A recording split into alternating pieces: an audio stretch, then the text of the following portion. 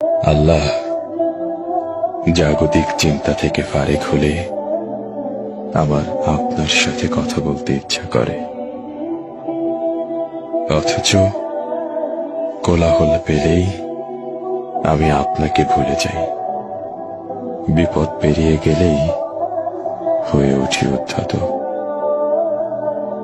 নিজের হাসরের দিকে তাকালে দেখি গুনাহের ভারে নুয়ে আছে আমার মিজান। পুলসিরাত পার হব, নেই তেমন কোনো জান। আল্লাহ, গুনাহ করলেও আমি আপনাকে ভালোবাসি। পাপী হৃদয়েও অনুভব করি শুদ্ধতার অনুতাপ। আপনার সাথে আমার কথা বলতে ইচ্ছে করে।